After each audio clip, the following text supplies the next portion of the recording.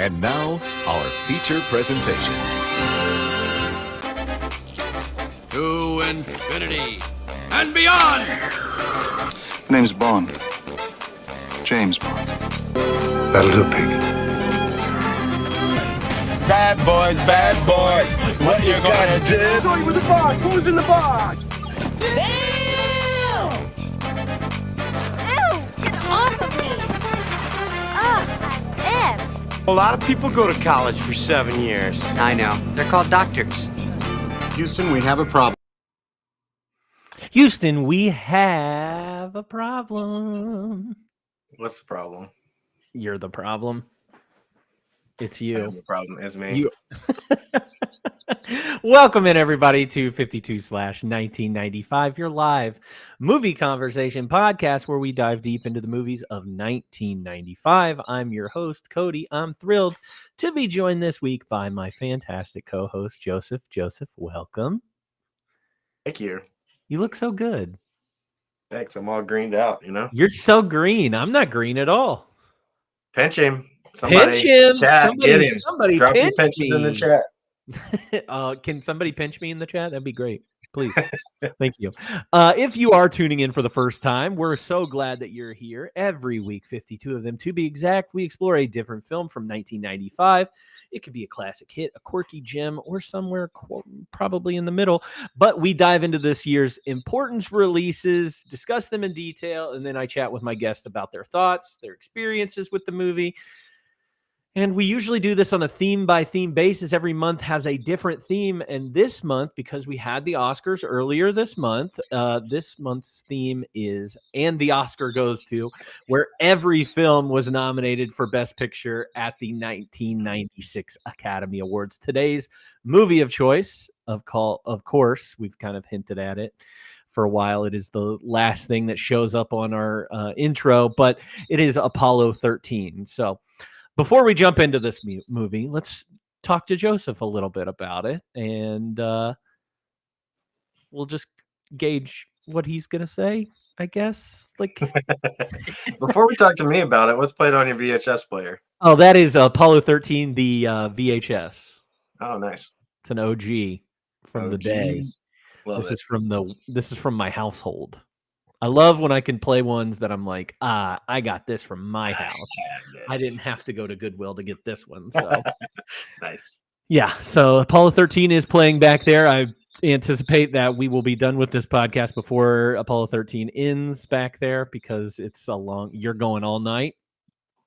We're going at least 2 hours, 25 minutes. Easy. So easy. So easy. All right. So we've talked about it. You probably had this VHS. Maybe. I feel like this is an appropriate family movie. Like, not family in the same sense, but you could watch it with your family, and you probably Right. This one's okay to have around, you know. Yeah. I don't know if we ever had this one though. I think we were pretty strictly Disney Mm-hmm. back in the VHS days. You know, you didn't have maybe like some Forrest Ray Gump or anything like Stevens that? and Ernest VHS is in the mix Ray too. Stevens, he can get pretty racy. Yeah, that is true. I don't remember having this one though. Ernest dressed and drag quite a bit too. Yeah. I don't That's know how that one. I guess it was funny, so like Yeah, it yeah. didn't matter, you know. Also, I think this is gonna keep happening. Where I just slide. You have so much green. Your little curtains back there are green. You're green. Oh, yeah. I just put those curtains up today, only for today. I believe that's not true. Anyway, have you seen this movie that we're talking? Have you seen Apollo 13 before? Yeah, definitely have seen. I do think it was probably a little bit later in life for me. I don't recall seeing it like as a kid, Yeah. like when it kind of first came out. Maybe like high school age Okay. would be my guess. I don't know. I don't have like I couldn't think of like when was the first time I saw this. Yeah. I can't tell you when I just know that when I saw this movie, I was young, and this is the thing that like catapulted me into wanting to be an astronaut. Like, this was the movie. And every year it changed. every year changed based on what movie or TV show was out at that time. So like the next year, it's like Titanic, and I was like, I want to be an oceanographer, and I want to look for hidden treasure and stuff like that. So, but every year, also based on my science projects, which turned into like a science and history fair. So like this first year, I did like a science project on lunar eclipses. Or eclipses as a whole, because of my infatuation with space, because of the Apollo 13, and we took a trip to Cape Canaveral, around this time too, and so I was super impressed with this. I even had a patch. I had a patch like I bought in the gift store that was a Apollo 13 patch. Apollo 13. Yeah, because those guys were badasses. Yeah, it's true. Everybody, honestly, like the people in Mission Control, like there was a lot of impressive people. Yeah. So when you watched it in high school, did you like it? Did you enjoy it? Yeah, I've always liked it. You requested this movie, by the way. I don't know if you knew that. Well, you know me. I love space. I love space in movies. I love space in general. I love personal space. I'm gonna go to space one day, maybe, if they let me. So would you do that one-way trip? Yeah, for sure. 100%. Yeah. They're like, hey, you might die, but you're going to Mars. Okay. Just waiting. That's a deep question. If they'll have me, I figure there's only gonna be like so many guinea pigs signing up for it. So they'd be dumb not to allow you to go. But like you gotta balance, like there's a certain like skilled person that you want to be like there if it makes it, like, so I don't know. What would you bring to Mars? That's like the thing. I don't know. What's your what would I bring? What would your A24 collection? I'll bring beanies. Yeah. You bring beanies. It'll be cold there. Yeah. So I guess that's all. I'm Joseph, and I have an extensive beanie collection. I have no other skill, but I'll bring beanies. Yeah, basically. Well, and a bad bag. I could bring a bad bag. Yeah. For that. You do have a bad back. Anyway, you watched this in high school. You like space. You called Apollo 13.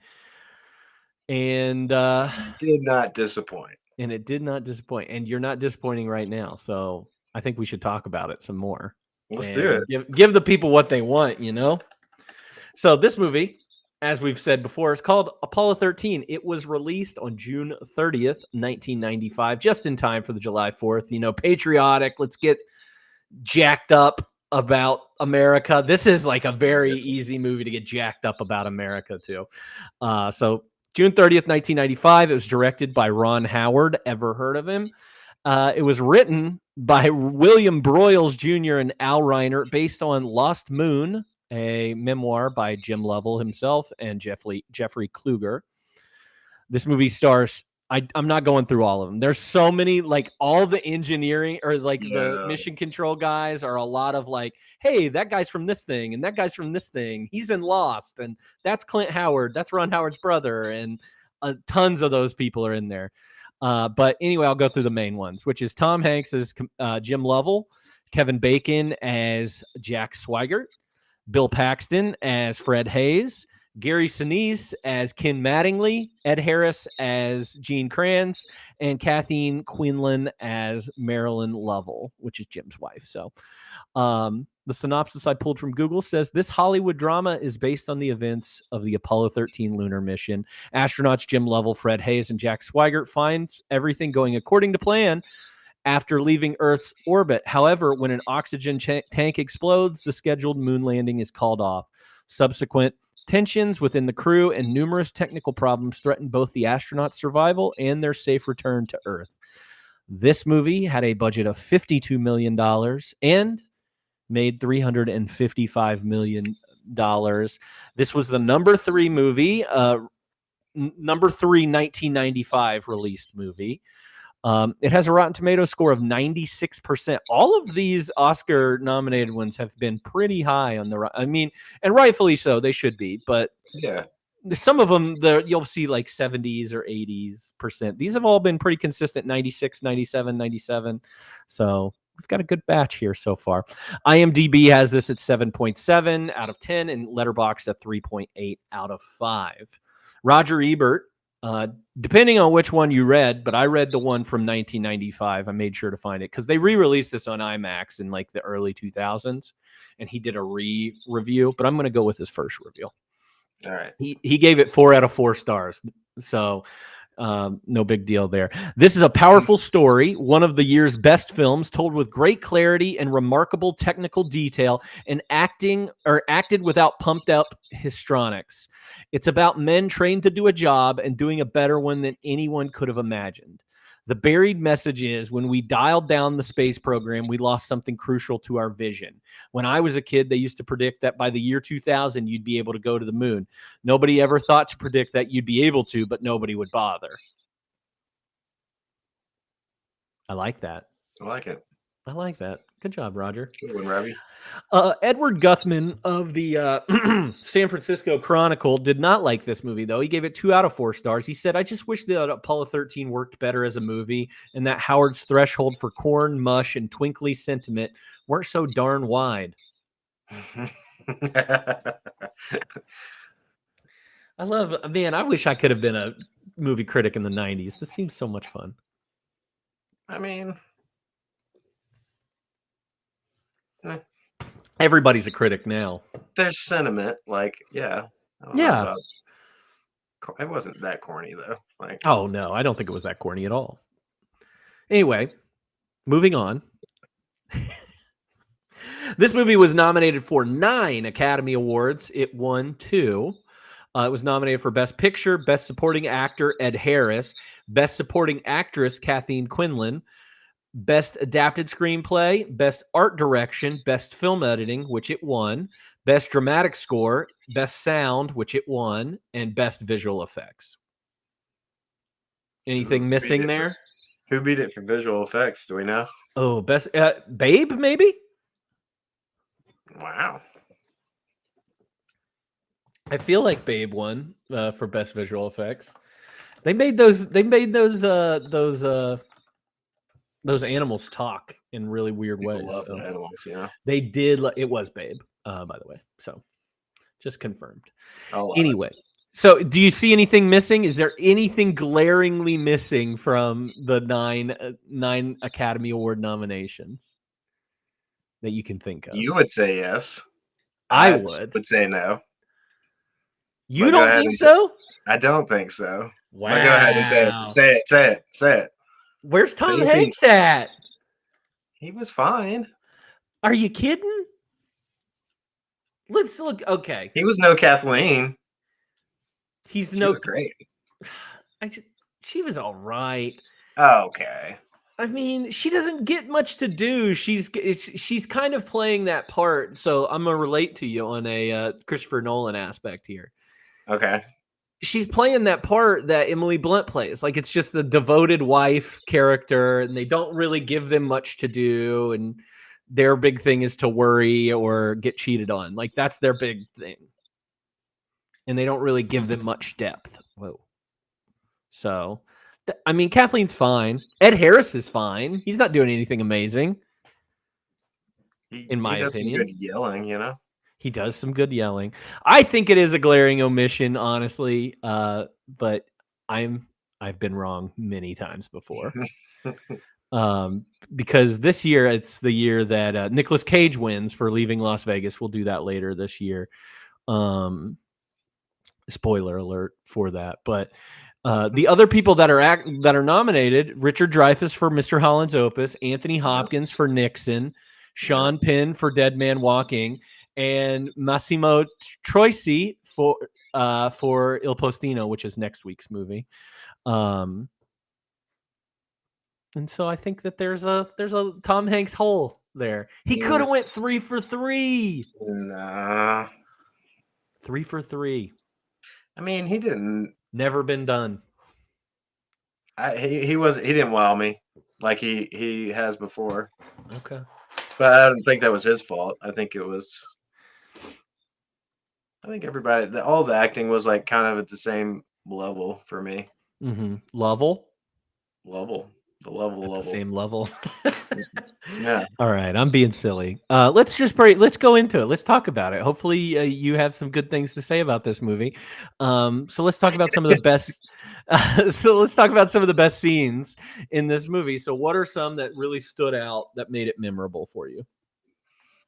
I didn't really have much until like the launch, like the actual shuttle launch. So if you have anything before that you want to talk about. Yeah, I only had one there, one kind of scene anyway, which was the Apollo 1 and then / Apollo 11. Like I kind of combine those. So they give you like a flashback of Apollo 1 and like these guys tragically dying in a practice run. It's not even a launch mission. It's a, test or whatever they would call it, trial run, and they get trapped in there. So you see that, and then it immediately like goes to there's also like, I think there's narration over that talking about like these guys are heroes and going to the moon was the big deal. And then we cut to Apollo 11, like the Apollo 11 launch and how it's a big deal. And Jim Lovell wants to go to the moon. He gets drunk. You get to see everybody. It's pretty cool. Nice little introduction to everybody. Yeah. But like seeing it, like, I think the thing I like most about the Apollo 11 launch scene is like seeing everybody gathered around the TV, and like the kids were messing around. He was like, no, get over here. Watch this. Cause this is, pretty big deal. So I never experienced anything like that. And I can't imagine what that would be like now. Like what equivalent is there any, other than like tragedies that happen? Yeah. That's one thing. Anything like momentous that we've been like, hey, this has never happened before in our lifetime, like will never happen. So if we make it to Mars, if we make it to Mars, then maybe. The only thing I could even think close, which is not even anywhere as grand of scale, but Alexander Ovechkin's about to break Wayne Gretzky's goal scoring record that everyone has always said is going to be unbreakable. Untouchable. So Yeah. Like a positive, like. I do have a question for you. Okay. How many seasons did Gretzky play? I have no idea. Did he play fewer than Ovechkin though? Probably. Yeah, probably. Yeah. So I'm not as Ovechkin's impressed. Old, man. Have you seen him? I know, man. Old How man. many teeth does he have? Oh man, I don't know. Like 3? He doesn't have a lot of teeth left. I know that. Oh, That's well. What the fuck for. Yeah. So yeah, that was the only thing I wanted to talk about with Apollo, like the Apollo 1 and Apollo 11 launch, is like just the fact that they were all gathered around the TV, and like we just don't have an equivalent to that, and that would have been something cool to see, whether you think we went to the moon or not. Are we gonna open that can of worms? I'm not. I don't care. Doesn't do anything for me. It's like some other nonsense that people talk about. Like, why does it even matter? That does not affect me on a daily basis. Like whether or not we went to the moon in 1969. I just know they made a song about it on Even Stevens, and that's all I care about. I just don't.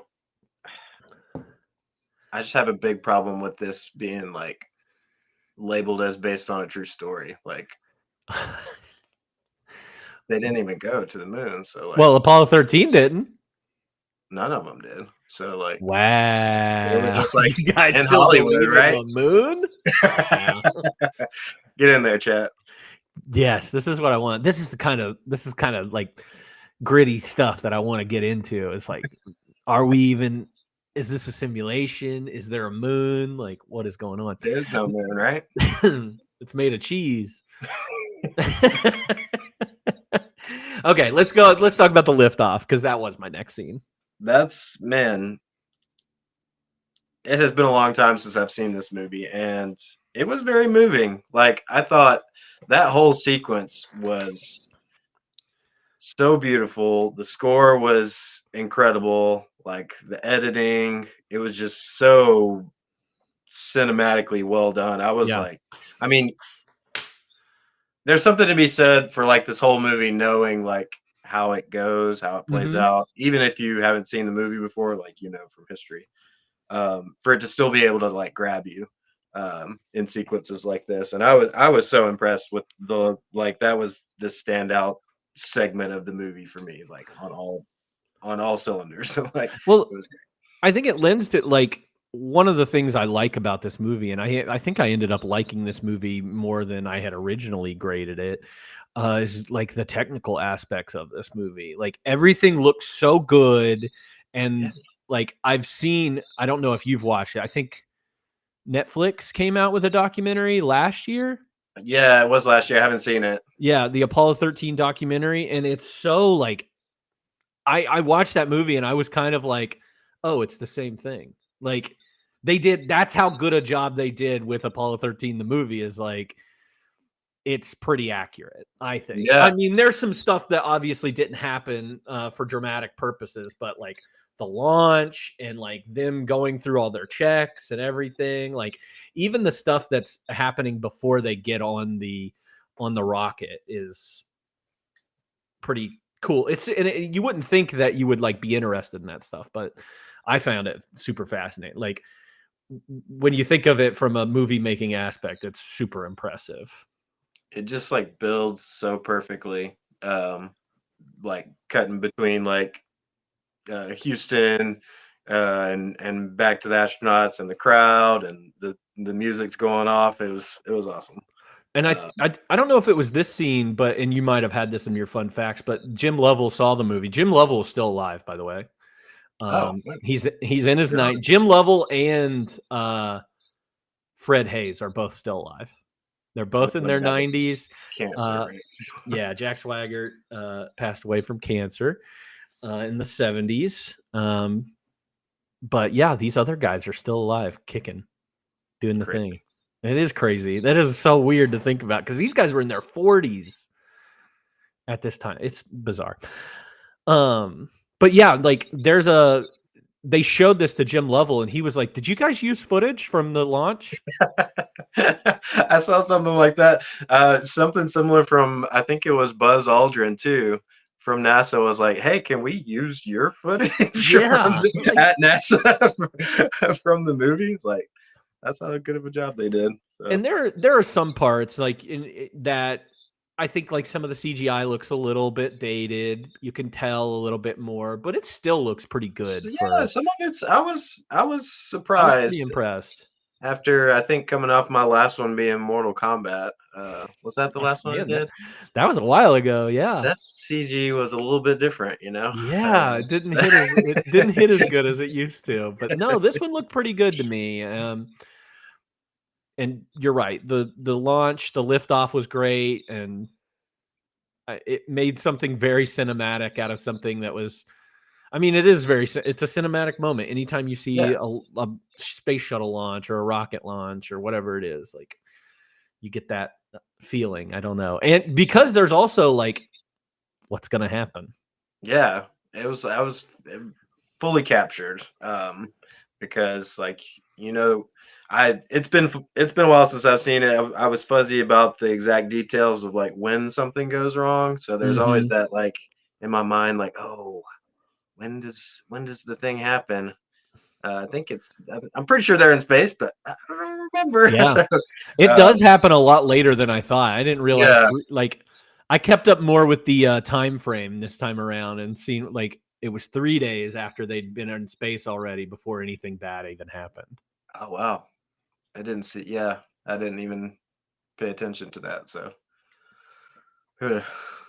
you're doing great. What else do you have? What's your next one? After that, I think I went down to like just the failure, the big moment, the oxygen stir. Yeah. And yeah. Houston, we have a problem. Pretty crazy. Yeah. Say it. I know you're gonna say it. Just say it. What was I gonna say? The misquote? Oh yeah, I had that in my fun facts. It is a Okay. misquote. But I think it's a misquote that's been like around for years. Like not even just this movie, but because they tried to get it at least somewhat right. Yeah. Because everybody thought it was Houston, we've got a problem or something to that effect, but it's actually we have had a problem. Have had a problem. Yeah, which is interesting. But like even Neil Armstrong's first words are misquoted. Did you know that? I didn't know that. What's the actual? It's like there's like an extra word in there that like that's one small step for man. I can't remember what the actual quote is, but yeah, it's that's been misquoted as well. One giant leap for mankind. I can't remember what the actual quote is. It must be that bass reception, like they just can't hear it. For a man. Yeah, so that's one small step for a man, one giant leap for mankind. Instead of okay. Yeah. For a man. For a man. It's all That's about that's that the article. Yeah. Articles and tenses, Man, so yeah, the stir the tanks. This is like the big moment. Something blows up. We know more than they do at this point. They have no idea. They have no idea. They don't find out what actually happened until the very end of this movie when they like let go of the. That was a crazy thing that I did not remember. It's like they don't even know, like they don't see it until almost the end of the movie, which is wild. Yeah. And this leads to a lot like very quick turnaround. This is a crazy like 15 minutes in this movie. Because and it seems like it happened like I don't think it does happen in real time, but they're immediately like, hey, we're losing this, we're losing oxygen at this point, we don't know why, you've got to switch to another, you got to go to the LEM, which is like a smaller spacecraft only built for 2 people, and you got to figure it, like you got to lock yourselves in there and deal for now. And you got they're like, you got 15 minutes or something like that. Yeah. It's like, whoa. All right. You got to power down everything. You have to do it in a specific way too. Like you can't just shut one button off and do it because you still need to power the other one. So this one is like, this is where it gets like real technical and you don't like follow along with everything, but it's still cool to see. Like I on this rewatch, I think the thing that I really enjoyed the most was the mission control stuff more. To see like how they were figuring out the problems and in real time to try and get that back to them as soon as possible. So like I really liked that part. Yeah. That with which I'm sure we'll talk about more, but like when they get all those people in the room and it's like, all right, figure this out with this equipment. I feel like there were exercises like that in school. Did you ever have anything like that at some point? I feel that sounds so familiar. Like, hey, okay, you've got all these things, put them together. Yeah, something like that. We had Odyssey of the Mind. Did you ever have Odyssey of the Mind? Oh yeah. Oh yeah, you had you would have been an OM kid, wouldn't you? Yeah, let's see. We did some stupid skit about a blind bird watcher, I think. It was pretty off the wall. I'm so glad that you had Odyssey of the Mind. Oh yeah. I remember dressing up as a mime. I don't remember what that was for, but it still exists. Odyssey of the Mind? Yeah.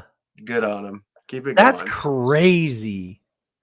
Fun fact, I was never in it. I was, because I got a C's in conduct. They wouldn't let me join. Yeah. They wouldn't let me join. You're a bad kid? Is that what I'm hearing? I talked a lot. And so you think that would be Odyssey of the Mind. What do you mean? I know, that's what I'm saying. But I'm pretty sure, like, didn't they have things in Odyssey of the Mind where there was like, you have to like do tasks or figure out things? Like, yeah, that wasn't just the skit part. Like, I know they had the skit part of it, but there was like technical elements to it. You had to like, I don't remember all the details, but we had to come up with like some sort of machine that made sound effects or something like that. I love this. I'm so glad. But there was a thing where like they put like the team in a room, and this was a separate challenge, or I don't know what they called them, but they like put something on a table, and then they were like, "What is this?" And you just like went around and like the most creative Yeah. way things you could do with this or what it could be. So that I guess kind of is like that. So basically what I'm saying is Mission Control and all these NASA engineers and everything are just Odyssey of the Mind They're definitely guys. Nerds. No, I like that. I mean, because that's just one of the problems they had. That was the air filter. That was so that they could get like more oxygen into. Yeah, to get rid of the carbon dioxide. That's what it was. That Yeah. was Crazy. Problems on problems, you know. But yeah, we get a lot of this. You get arguments during this part of it. Tom Hanks gets a little heated. I compare Tom Hanks in this movie to Tom Hanks in Saving Private Ryan. I feel like they're very similar. Okay. What about Green Mile, Tom Hanks? I feel like that Tom Hanks is a little bit. I mean, I don't know. Maybe Tom Hanks just does the same thing every time. No, not every time. Not every time. No, but he does this thing. He does calm really well. Like he plays calm very, very well, and like assertive in a calm. And then there's that one time he flies off the handle. It's very Woody of him, you know. That's who he actually is. He's Woody. He's Woody. Like that's who. Howdy. Yeah. What else you got? Let's see.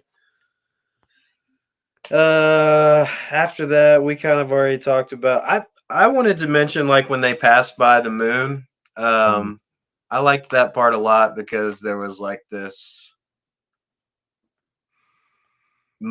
fleeting moment where it was like, it's right there, and everyone's like got the camera out the window and like pointing out this. Oh, that was where we were gonna land, and it was like, I'm glad they included that. It wasn't really like a important scene, I guess, but I think it's an important scene for the Jim Lovell character because of like him talking about the moon. He'd already done this thing. He's already done this before. For the other two guys, like they've never been this far before. They've never done any of this. So it was like cool and new for them to pass it.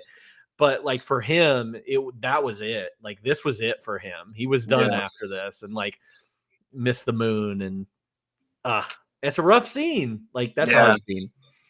But I do like how it like comes back where he's like, all right, boys, like what are we doing? Like what's our intention? Yeah.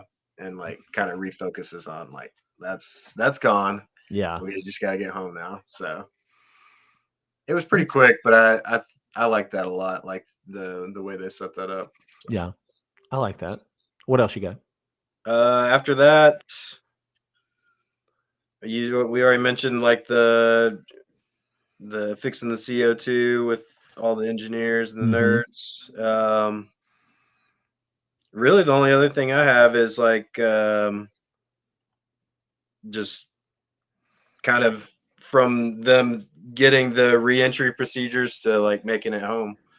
I had a small scene in between re-entry, and that was just like the burn scene, like the necessary burn to get them back.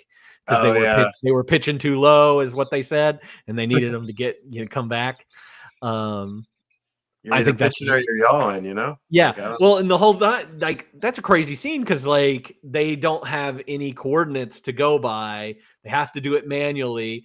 And Tom Hanks is like, "Oh, if we just keep the Earth in the window, we're fine." And I'm like.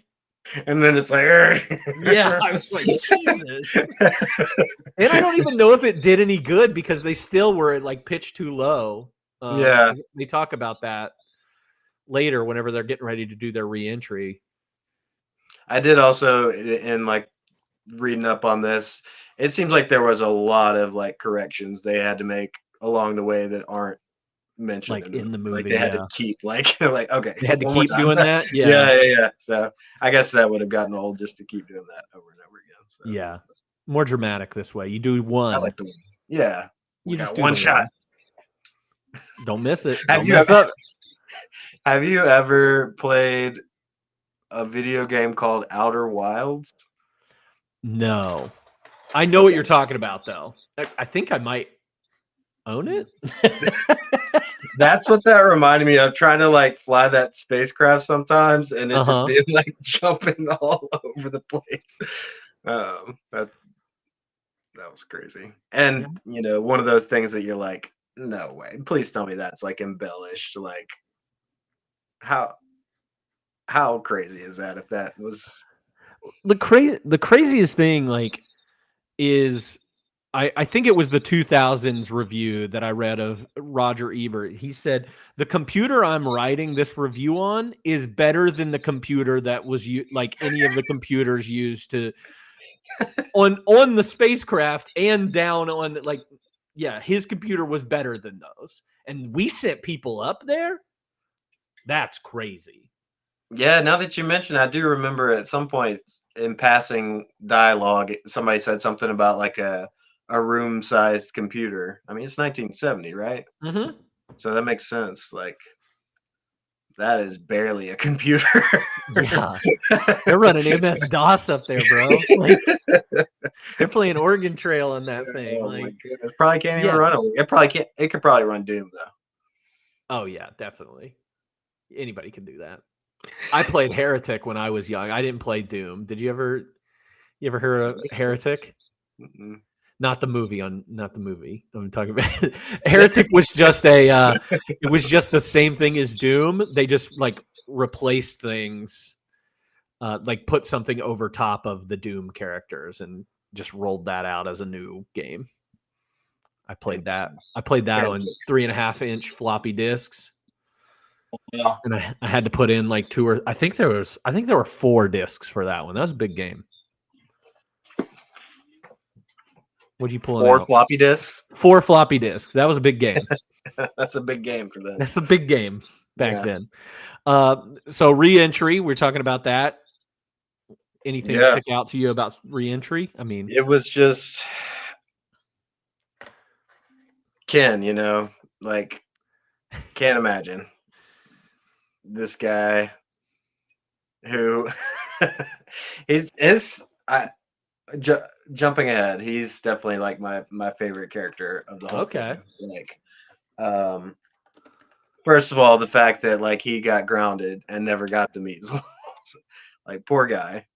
But also, like, if he would have been up there, would anybody have been on the ground to be able to like do what he did and save them? I don't know. Because he was in there grinding. Like, there was the other guy, which I don't even know if we knew his character name, but he was like in there helping him. But like to figure that out, like in that day and age, like it's just one more thing. Like, that's just a miracle that these guys made it home. Yeah. And then you get like the whole like other laundry list of problems as they've like, okay, we've finally got a procedure, but this has to go right, or they're still not gonna survive re-entry. So it's just like more just like tension building. yeah, because they didn't know that. Like, we learn right before like that. This is the scene that we were talking about earlier, where they release the part of the ship and they can see everything and they don't know what that did to the rest of the ship that they're about to enter in Right. on. Like, that is their heat shield gonna work? Is it gonna hold Shit, there's together? a whole panel gone. Oh my god. Yeah. So crazy. Yeah. So crazy. So, and yeah, it was cool. Also, they added in that whole thing about the typhoon too. Like, Yeah, I didn't like.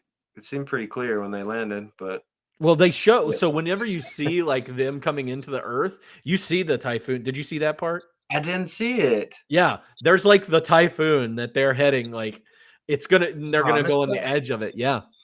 So you get to see the storm system. I wonder if that's true. I don't know if that was actually true or not, but I didn't see anything about it in yeah. the research, but I like the cuts. Like it was very dramatic. That Ron did a really good job of like Yeah. cutting to the family and all the people, and You got the heroic mode. Like it's an honor and a privilege to serve with you. yeah, to it's fly with good. you. Yeah, it was great. That's good And stuff. also, Bill Paxton looked like he was dead. Oh my God. Kudos to the makeup people and him for the acting. Like they were both like kind of sickly, but he was like He looked bad. in the grave. Yeah, that's crazy. So yeah, it's great. Good Spoiler ending to the alert, movie. They made it. They made it. They lived. Suck it. Know your history. Yeah, seriously. So you already said Ken Mattingly's your favorite character? Yeah. I liked it was very tragic that like he was clearly like the best pilot and got pulled off. Yeah. And it's very sad. Didn't get the measles like they said he was going to, which was even sadder. But then he had like this very critical like role to saving all these people. three guys. Yeah. So He did a bunch of like simulations and stuff to try and figure out. and then he just came through mission control and like basically took the mic from He said, Ed Harris's Gene, I character. got He's like, this, I'm man. talking to him from here on out. It's like, all right, man. I do like that interaction between Tom Hanks and him. I forget what he says exactly. He says like the flowers blooming in Houston. Is that what you're talking about? Are the flowers blooming in Houston? He said, nope, I never got the measles. So it's crazy.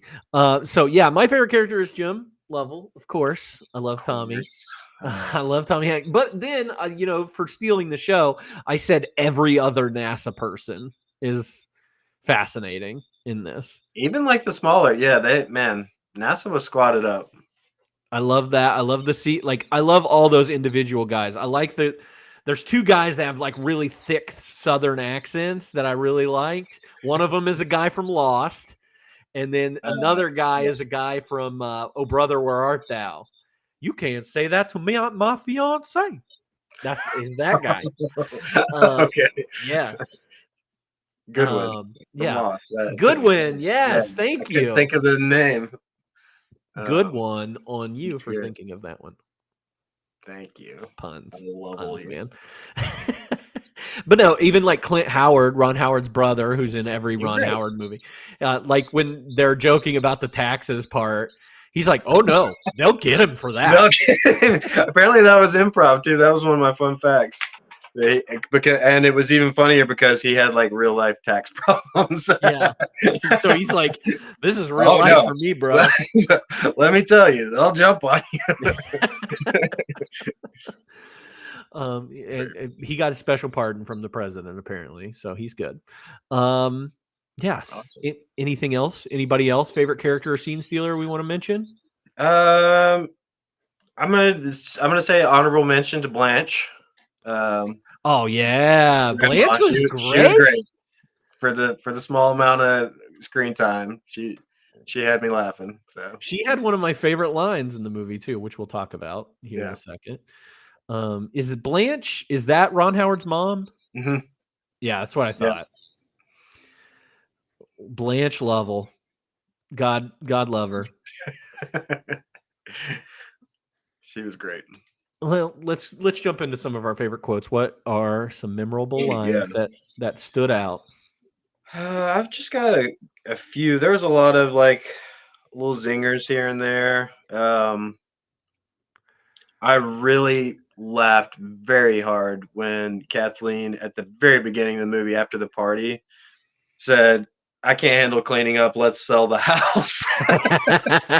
Man, I've been there. That made me laugh so hard just thinking about like sometimes I'm not in cleaning mode. Like, yeah, let's just sell it. Just sell it all, man. Why not? Yeah. Shout out to I guess I didn't remember this, but this is what it said in my research. This was a line from Point Break. I could eat the ass out of a dead rhinoceros. Is that from Point Break? So I think it's a Gary Busey line. So I think it is from Point Break. Okay. That was actually that was my what the fuck moment. Yeah, it's kind of out of nowhere, but I love it. I could eat the ass out of a dead rhinoceros. If you look at Tom Hanks's face when he says that, he's just like, okay. Moving on. Good for you, man. We ain't got no rhinos up here though. So, yeah. Hungry for that space. All right, you go ahead. My favorite line, I had it highlighted, is when they do a specific maneuver, I think, or whatever, they like close off the space shuttle or ship, whatever. And Jim and Lovell says, "We just lost the moon." I didn't even think about it in the moment when I'm watching that movie. I quoted it like before he said it. I was just like, "We just lost the moon," and I don't know why. So I was like, "Man, that has stuck with me for so long that it's in there. I'll never forget it." Yeah, it's so sad. Like he knew so early that yeah, there's no coming back from this. Well, there might be coming back, but not. Yeah. Houston, we have a problem, obviously. Classic. What else you got? I've got like 3 or 4 more. Let's see. Let's see, this was Jack and Jim talking to each other. Jim noticed, like, this is towards the end of the movie when they're like working on the re-entry procedure and all that. Jim noticed like a big sign that said no on the control panel and asked Jack about it, and he said, "Oh, I was getting a little punchy and didn't want to cut the limb loose with you guys still in it." And Jim looks at him. He said, "That's good thinking." Yeah. I've got like some serious ones. The NASA guy is like talking to the PR guy, I think. And he said, "This could be the worst disaster that NASA's ever experienced." And Gene Kranz replies, "With all due respect, sir, I believe this is going to be our finest hour." That's another one of those like America pumped up things. Yeah. Like, yeah. And then also when he gets in Ed Harris, when he gets in his yelling mood, he says, "We never lost an American in space. We're sure as hell not going to lose one on my watch. Failure is not an option," which was not a real line that he said, but it is the title of Gene Kranz's autobiography that he wrote. Nice. Yeah. Fun fact. What else? He grabbed that up. He was like, "Ooh, that's a good line. I'm going to do that." Thank you, Ed. Appreciate that. The only other one I wrote down was not serious. I've trained for the Fromaro Highlands. Probably saying that wrong. So this is when Jim is talking to the people that are trying to ground Ken before he's got the measles or whatever. And he says, "I've trained for the Fromaro Highlands, and this is flight surgeon horseshit, Deke." And I was like, "Oh, I don't know if I have ever heard that exact phrasing before." I like an angry Tom Hanks. I love when he kind of flies off the handle a little bit. Little curses, a little Woody in there, you know. Yeah. Imagine if Woody. Now that's a movie I'd watch. I've got 2 more quotes. Both one we had already talked about was Blanche saying, "Are you scared?" to her granddaughter, and she says, "Well, don't you worry, honey. If they could get a washing machine to fly, my Jimmy could land it." Yeah, I liked that one. And then Fred Hayes, whenever they release the urine, he says, "Here it comes, the constellation urine." I think that I put that down as my biggest laugh. I think. Oh, nice. That whole scene about ejecting the urine was really funny to me. Speaking of biggest laugh, let's talk about it. Biggest laugh, cry, scare, thrill. Did you have anything else written down? Let's see. I didn't cry, but there were some big feel moments. The ends was very triumphant, even though you already know it's coming.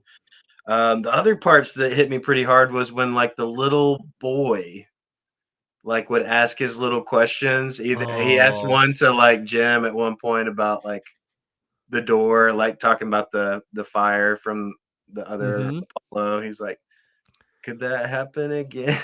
and just like the way he's like just so sad and thinking about it. He does it again like when he's talking to Marilyn. Yeah.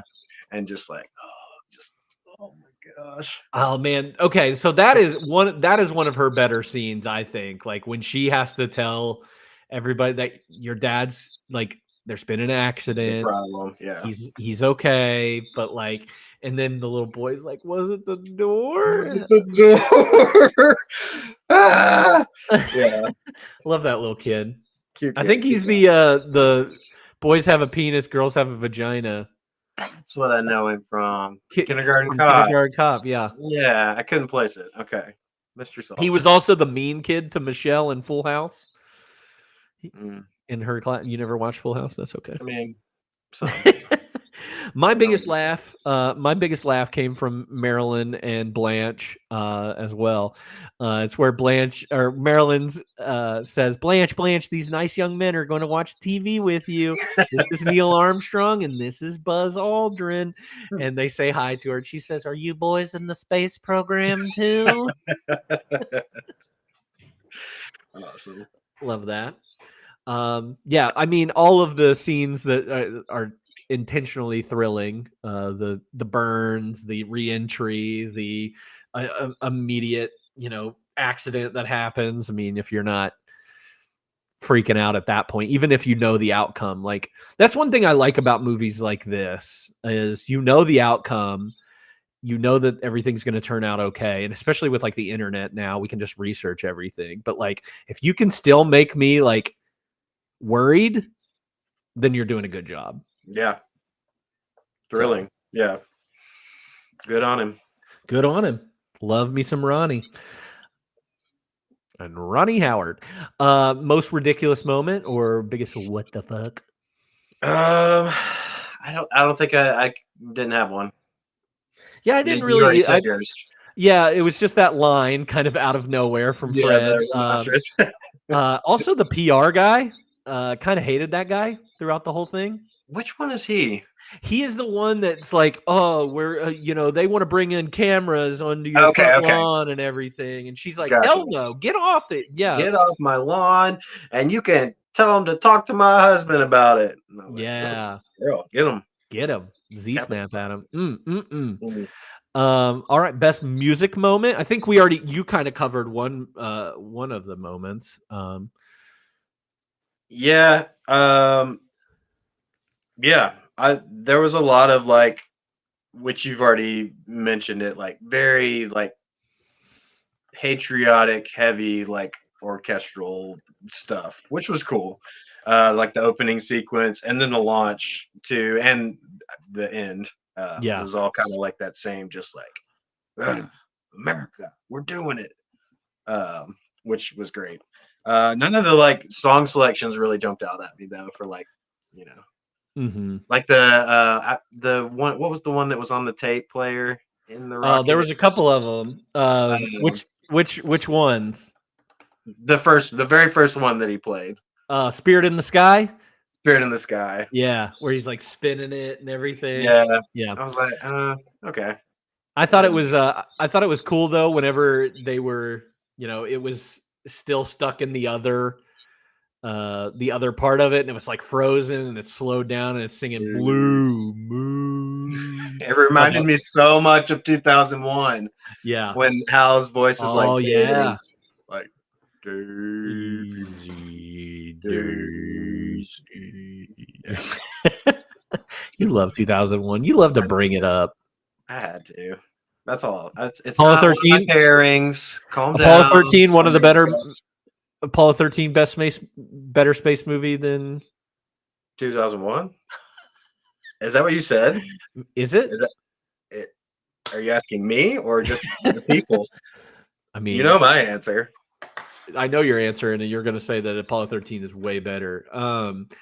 Here we go. Yeah, just a shout out to James Horner for the good score. It is very, again, this movie reminds me in aspects of Saving Private Ryan. Obviously, I know like Saving Private Ryan has is completely different. It's about war and World War II and everything, but like the score and Tom Hanks and like the character he has, very similar to me. So James Horner, good job with your score.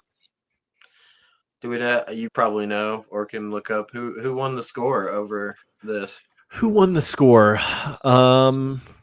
Gosh, I thought it was is it Sense and Sensibility? Does that? Well, they have it split up too. Yeah, because it was like dramatic score. What was the other? Il Postino wins. Okay, all right. So that's exciting to look forward to that. Man, that's one I haven't seen. So yeah, I'm looking forward to seeing that one too. I'm curious what won the other score, the comedy. Oh, Pocahontas, which we will do as well. Makes sense. Comedy, musical, whatever. Yeah. All right, now it's time for F, Marry, Kill.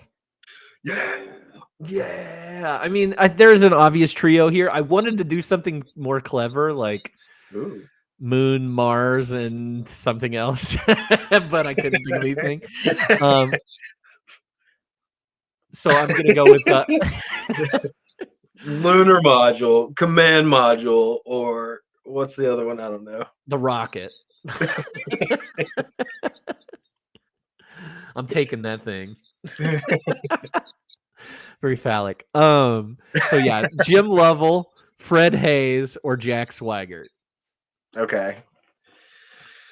I mean, Jack's the young bachelor, right? Mm-hmm. He's the young bull, so I think we all know what that means. That's your F for sure. I think that's your F, yeah. Here's your tricky part, because like I know which one dies. None of them die. No, like early on in life, so you don't want to. Well, that's Jack. Jack, right? So you can't pick him for Mary. Who, Jack? Yeah, Jack. Yeah, I mean, but out of these two, who you gonna kill? Yeah, now I know that they. Out of these two American heroes, who are you going to kill? The one with the UTI, probably. Oh, nice. Yeah, he's getting some UTIs. We gotta get rid of him. And he's eating the ass out of dead rhinoceroses. That's not a dinner date I want to go on. I try it. I try. Have you seen When Nature Calls? Exotic, man. You know, like when it's all about a story. Unfortunately, we that is going to be a part of an extra credit episode. So, man, we're just hitting all the highlights. We're covering all of them today. Yeah, I think I'm killing Fred, Mary, Jim. Yeah, and that's coming from someone who's not a Tom Hanks guy, really. So that's true, man. That's crazy. I forget that you don't like Tom Hanks. I mean, it's not that I don't like him. You've said to me numerous times how much you hate Tom Hanks, so I get it. Who do you think gave the best performance in this movie? All sorts of lies out there. I'm going to stick with Kathleen. Okay, wow. Unpopular opinion. Yeah. I thought she was really great. She moved me quite a few times in her limited amount of things that she has to do. I know that that's an important part, like cutting back to Earth and the family and all that. And I thought she did a really good job with what she was given. So I think I have the unpopular opinion about Tommy. About Tommy, he didn't get nominated. True. So I do think he should have. I'm believing that this Italian movie is not going to move me. I'm going in with low hopes. So you can start a riot and say, yeah, and I'll be like, Tom Hanks was robbed. This guy who already has 2 Academy Awards needed a 3rd one. No, I won't do it. Could you do a 1995 or a 2025 recast?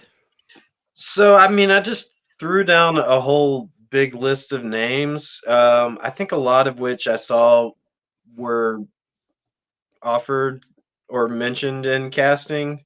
and they all make sense. Like I didn't have anything revolutionary, so I'll just spout them all off. And these are just like could be, I guess, any of the astronauts really. They're for the most part they're fairly interchangeable acting wise in my mind. That's why maybe I don't feel like you do about Tom Hanks. But so Val Kilmer, Michael Keaton, John Cusack, John Travolta was a weird one that I saw listed. Did you see that? Yeah. I don't know how I feel Turned it about down. that. Yeah. Brad Pitt, Kevin Costner, Charlie Sheen was another one that I saw that I was like, that could be interesting. The one thing that I did just throw out there, which I thought would be like a good, like safe, easy Gene substitute, Tommy Lee Jones. Oh yeah, that's good. Because he's like in his prime. We've already seen him like commanding the units, you know. That's his thing. You're a TLJ guy. I am a TLJ guy. So I love TLJ. nothing crazy. What about you for 95? No, so I did the Costner thing. Also, William Hurt. Oh yeah, I think because have you? I looked at the old, like I looked at pictures of these guys, and he would like Jim Lovell said Kevin Costner looks just like him. He's right. Kevin Costner looks just like the original Jim Lovell. Tom Hanks doesn't look anything like him at all. Awesome. So and William Hurt kind of looks like Kevin Costner too. Like they're from the same thing, like cut from the same cloth, I'd say. Yeah. And so I was like, yeah, they could both be Jim Lovell. And then this one is off the wall. Like nobody knows who this guy is, but I remember him because he was in Renaissance Man, and I've seen him pop up in a ton of other things. But this is who I said for Fred Hayes because I think he looks like him. And it's an actor called Gregory Sporleder.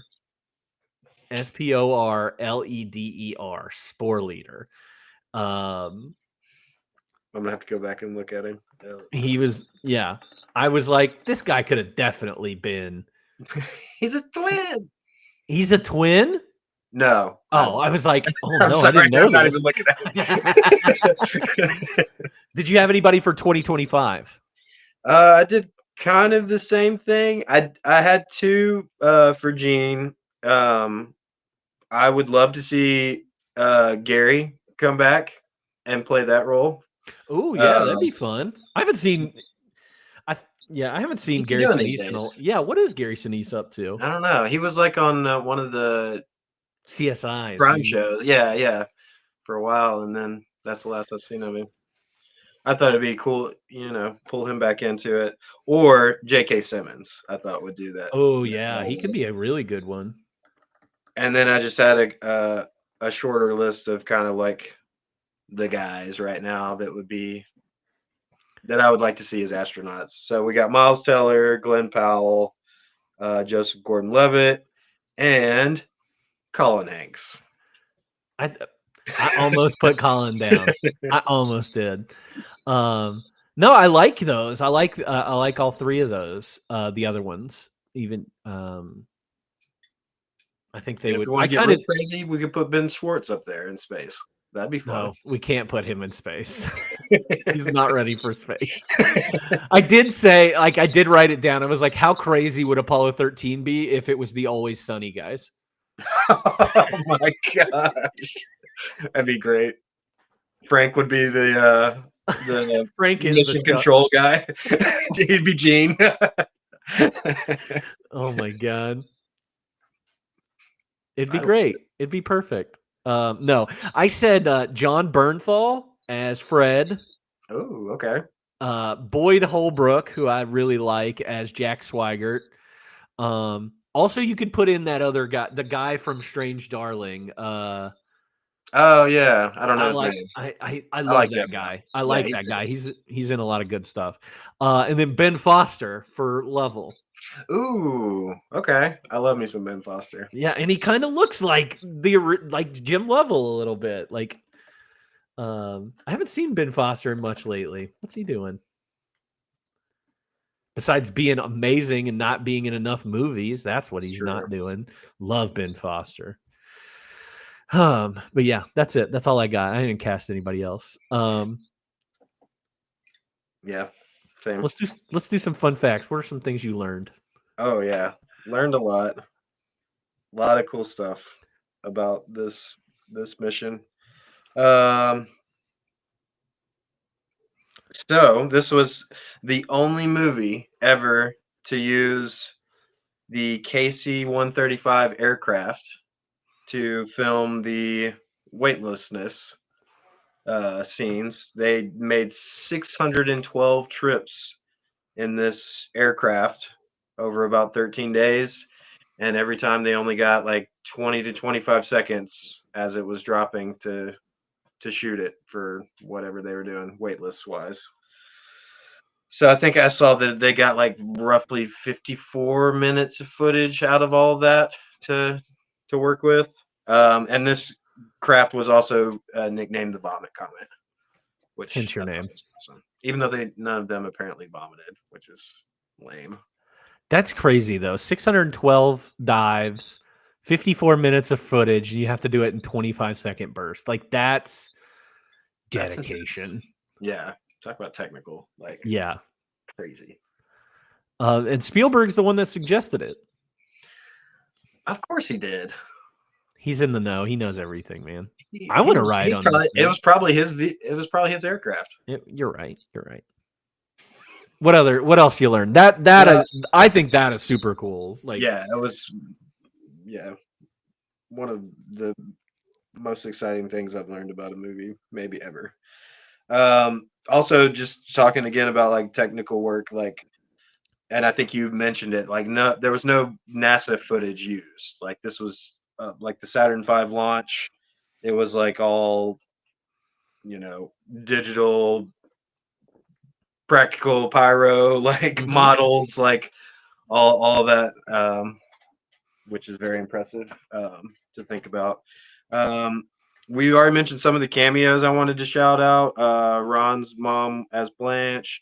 Ron's dad was also in it as a priest, who was like in the family group there. Jim Lovell himself as the captain or admiral at the end of the movie. Captain. Because he said, I didn't want to be an admiral. I was not an admiral in real life. I ended up as a captain, and that's what I'll always be. So, okay. He was very stern. Excuse me, Jim. I apologize if you're listening. He is. And then Marilyn Lovell was also in it. In the just an extra in like the grandstands when they were launching. Ron Howard's wife was also among the extras in that scene. So, and did you say Bryce too? I didn't. She's in there somewhere. Yeah. Cool. Somewhere in there. Apparently, she's like some extra or anything. Yeah. Yeah, I didn't see some of these, but I didn't see like the extras, but yeah, Lil Bryce is in there somewhere. First film to be the first 35 millimeter film to be converting using IMAX DMR, which was cool, and to be specially formatted for IMAX. So that was fun. That was pretty cool. We love digital restoration, and we love IMAX mastering. We love it. I already said that Clint Howard improvised that tax line, which was hilarious. I think that's all of mine. Nice. What you got? No, we've covered a lot of those, or we've covered some of these, like the we have or we've had a problem or whatever. So that was misquoted. Marilyn Lovell really did lose her ring down the drain, but she found it because it's in the drain trap, so she was able to get it. But yes, that did happen the day of the launch. That is accurate. Crazy. That's wild. It seems like it's like a ominous kind of like sticky type thing, but anyway. Jim Lovell never cursed, even though Tom Hanks has used profanity in this. Lovell says he never swears, so that's not accurate. He's just a good guy. Jim Lovell, good guy. Apollo 13, for better or worse, is responsible for Netflix. Did you see this? No, I didn't see this. Yeah, so without Apollo 13, Reed Hastings, the co-founder of Netflix, got the idea to start the streaming service after he had a $40 late fee from Blockbuster after renting the movie Apollo 13 with a 6-week late fee. $40. So this is the reason we have Bro. Netflix is because of Apollo 13. So it's like that big like That's butterfly effect hilarious. thing. Like you can go back to like the space program is why we have Netflix. Basically, That's NASA. crazy. NASA is why we have Netflix. That's crazy to think about. So was this? Did he keep it for 6 weeks because he loved it so much, or he was just like too lazy to get back think- over to Blockbuster? I think he was probably just too lazy. And surely he didn't watch Apollo 13 that many Just times. running it. I like this movie. I'd rewatch it, but I don't know about it for 6 weeks. How many times would you rewatch it in 6 weeks? 6. I think I'd watch it once a week. What if you paid $40? Would you watch it? Oh, any I'd week? watch it every day. Multiple watches. Gotta get your money's worth. Man, have you seen those people that watch the same movie every day 365 times? That sounds awful. There are people like you got to search for them on Letterboxd, but they exist and they do a review every day of The one same movie. movie. Yeah. It's been like Fast and Furious Tokyo Drift, or like it's just the most insane movie, but they have to watch it. New challenge? Every day. No. There's not a 2001 A Space Odyssey every day. I wouldn't watch Zombievers every day. Zombievers is a classic. Everybody should watch Zombievers. What else do I have here? After the premiere of the film, director Ron Howard asked the audience members to write reviews of the film. While most reviews were positive, one review stated that there was no way that the crew would have survived the mission. Apparently, this person who wrote it did not know that the film was based on a true story. Which we knew who this person was. I saw Oh that my too. It's great. Let's see. I think that's it. I think that's all I wrote down from this one. My favorite. Oh, the John Travolta thing. This is the second time that John Travolta turned down a role that went to Tom Hanks. The first one being Forrest Gump. Can you imagine John Travolta as Forrest Gump? No. It's insane. It's insane. Like a Fine Wine and Dish, if you could pair this movie with another movie for a double feature, what would you choose? Not gonna say 2001. I'm not trying to make anybody have the worst day ever. I didn't come up with anything crazy. The Martian, I thought was pretty on the nose. I honestly think The Martian is probably the best thing to pair with this, It's even though like- it is completely fiction. I Yeah, think it is it's the like right level of humor, like science, all that stuff. figure out how to survive. Like, Yeah. it made a lot of sense. I do have maybe a curveball from what you would expect from me, and I'm not gonna say Interstellar. Mhm. Instead, I'm gonna say Dunkirk. Oh, I thought you were going to say The Prestige. No. I'm just kidding. Okay, Um, why? So Dunkirk, rooted in actual events, a little bit more, and for the like building of tension, like throughout, because like Dunkirk, like you never get a break. Like there's always something out that you think they're safe, and then like something else is happening. Like so, that's what I got. Okay. I had The Martian down here, and then I went with like super obvious ones. So The Right Stuff, which is I believe a 70s movie about the space program, starring Ed Harris, younger Ed Harris there.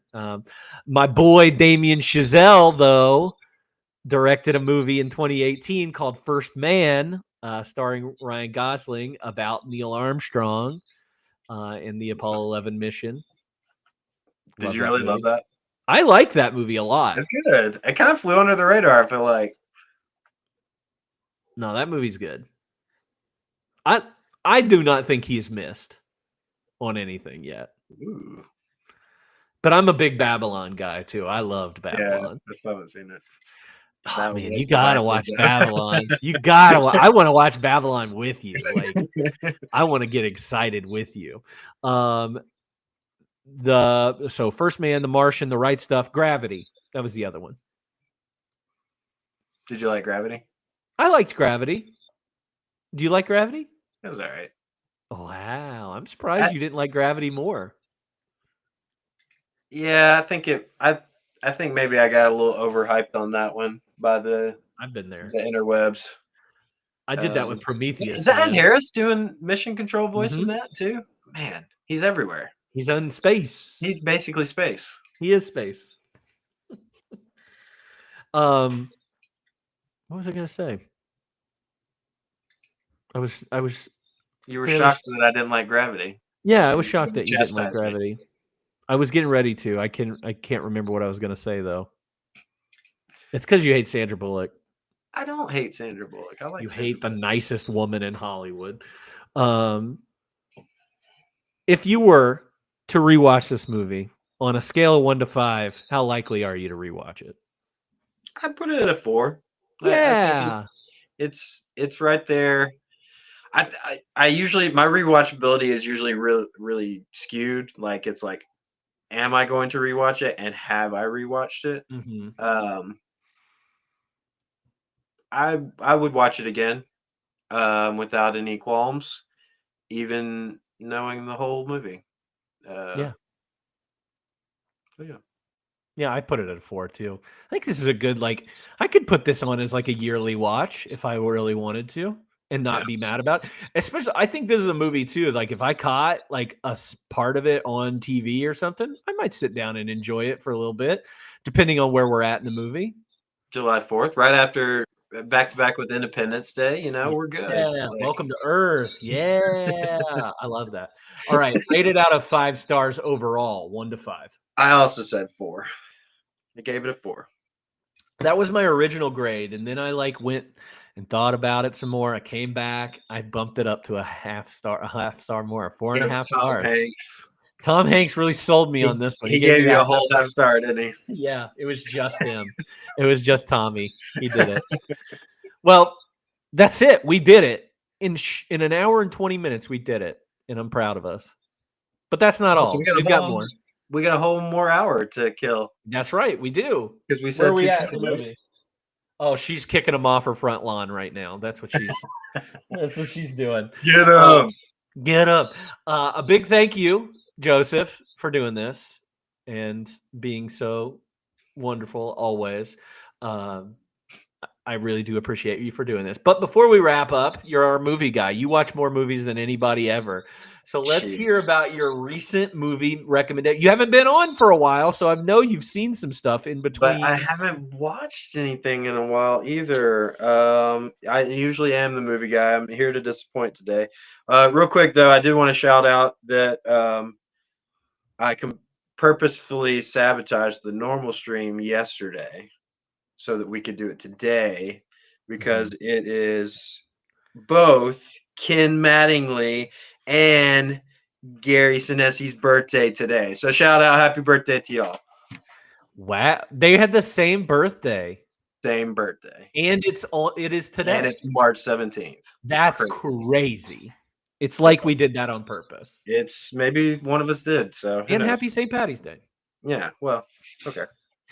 It's me, Crazy Patty. I honestly have not watched much recently. We're almost finally through Lost.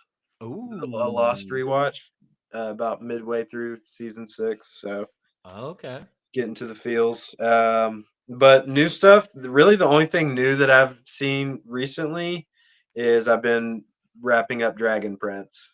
For anybody out there that likes Avatar: Last Airbender, it's the same guys.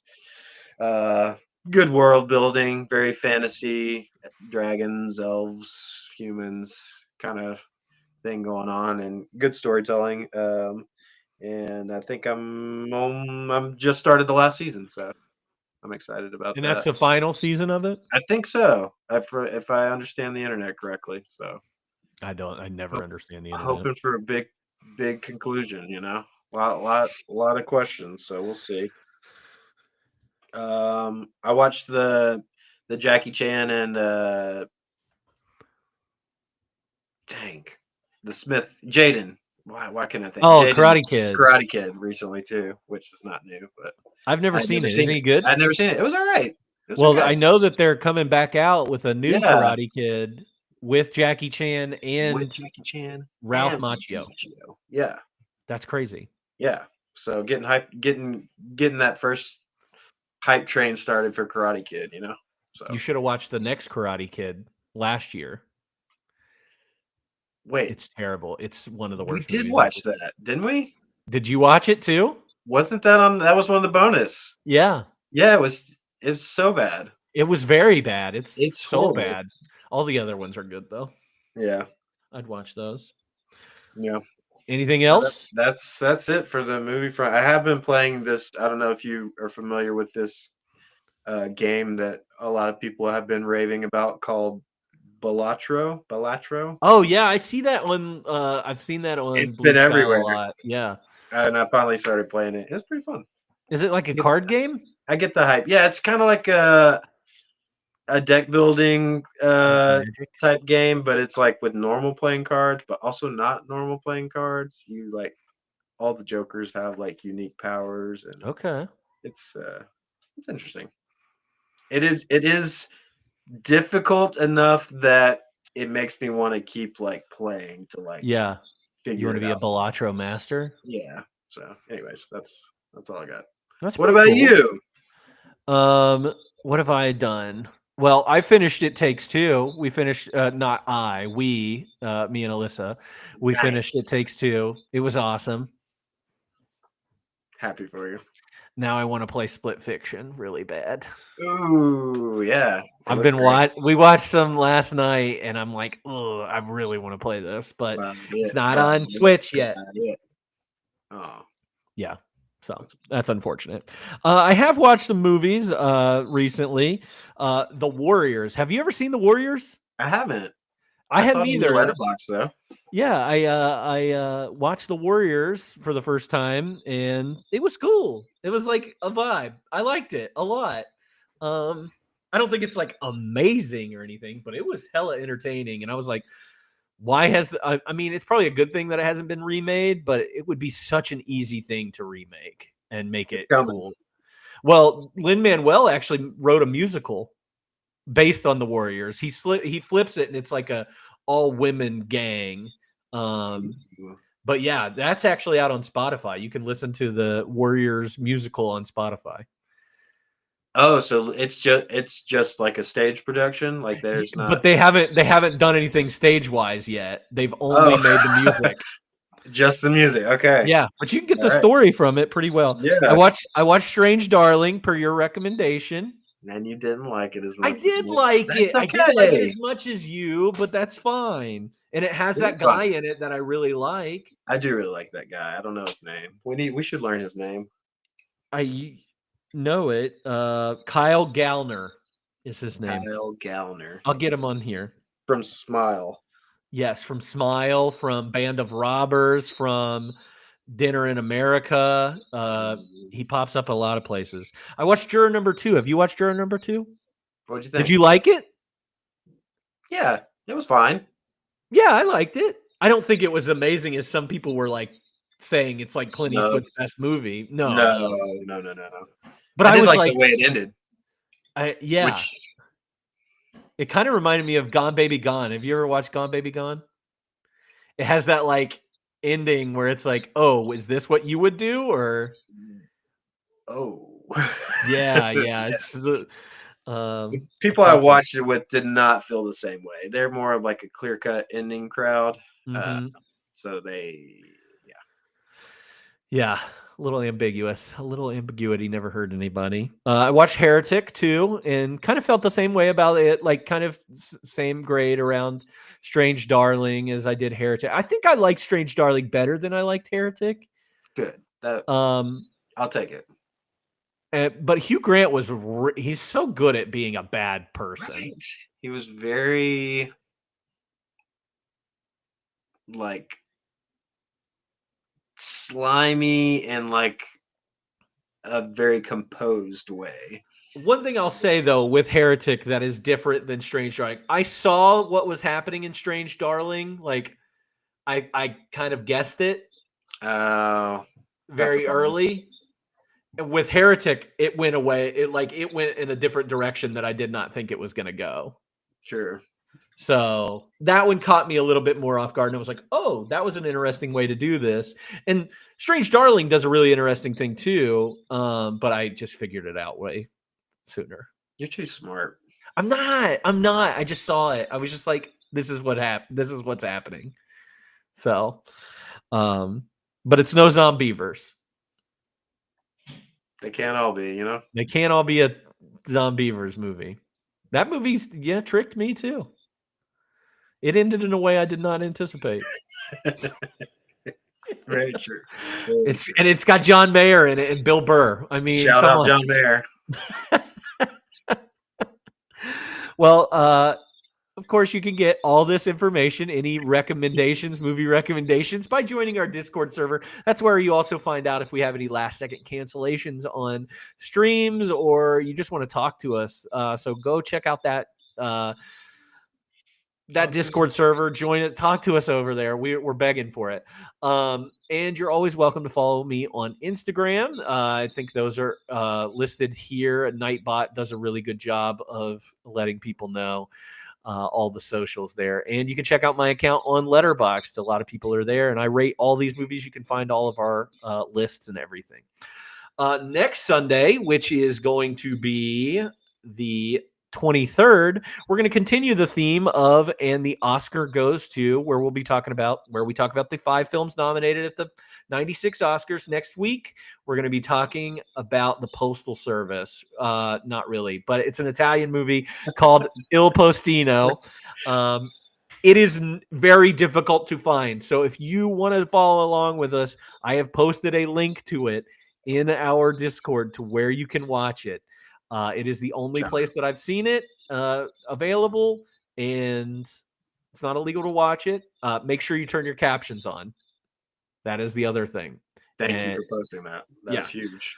So we'll do that next week on the 23rd. And then not this Wednesday, but next Wednesday, we're going to be doing our extra credit, which is called Who Run the World, which are all films by women, about women, and for women, like Waiting to Exhale, The Incredible True Adventure of Two Girls in Love, which I watched recently, and pretty surprising. I liked it. How to Make an American Quilt and Boys on the Side. That one will be on Wednesday, March 26th at 6 p.m. Join us for that one. And 1995 music is still happening, and we're in soundtrack month.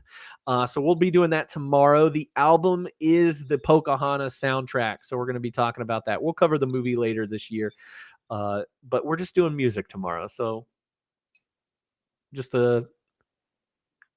listen to the music. Don't just bring any of you.